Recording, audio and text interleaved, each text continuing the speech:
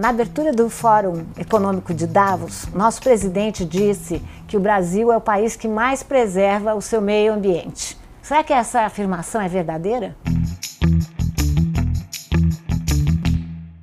Desde a época que o Brasil não era Brasil, mas era uma América Portuguesa, uma colônia lusitana, nós já começamos com essa prática de fazer a produção extensiva da terra, estragando a terra e nos dedicando apenas um produto, a monocultura de base exportadora.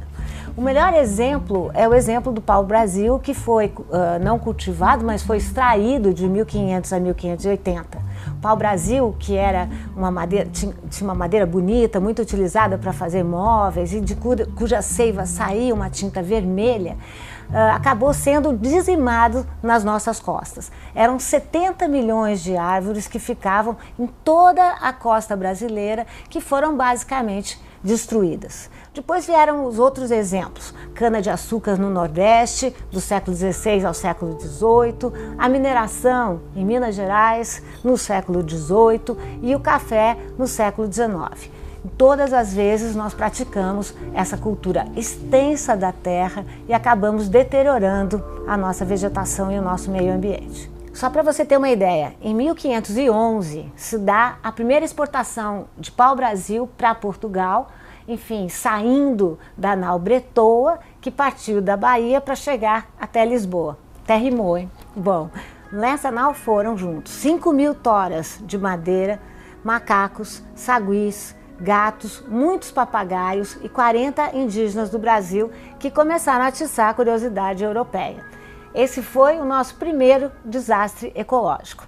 Mas o produto era tão importante que a partir de 1512 o nome do pau-brasil, sem o pau, só com o Brasil, passou a designar a nova colônia dos portugueses nas Américas. A partir de então, o modelo da monocultura, de produção extensiva, com uma destruição sistemática do nosso solo, acabou se consolidando no Brasil. Ou seja, essa parece ser uma política geral brasileira no que se refere ao meio ambiente. Foi assim como vimos com relação ao pau-brasil, à cana-de-açúcar, ao café, mas tem sido assim também com a expansão da soja, com a questão do maltrato dos animais, que vários deles em extinção, com a Mata Atlântica, com o exemplo de Carajás, com o exemplo do vazamento de óleo na Baía da Guanabara, em Cubatão, o exemplo de Belo Monte, o exemplo de Mariana, o exemplo mais recente de Brumadinho. Portanto, nós temos aqui exemplos do passado e do presente que causam imensos danos ao nosso meio ambiente e que também têm ocasionado uma série de conflitos e mortes no meio rural. Segundo o CIMI, em 2017, 110 índios foram assassinados no país, 17 deles na região do Mato Grosso do Sul.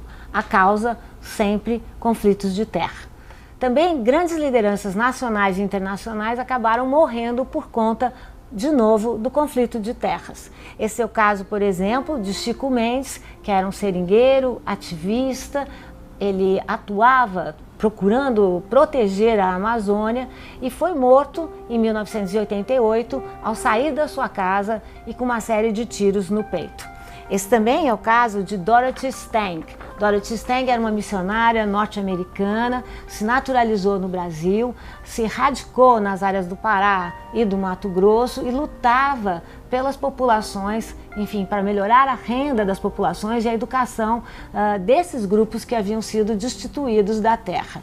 Dorothy Stang foi morta em 2005, com tiros na cabeça e no seu corpo, e temos aí uma diferença de 17 anos entre a morte de Chico Mendes e a morte da missionária norte-americana, e nós podemos dizer que muito pouca coisa mudou.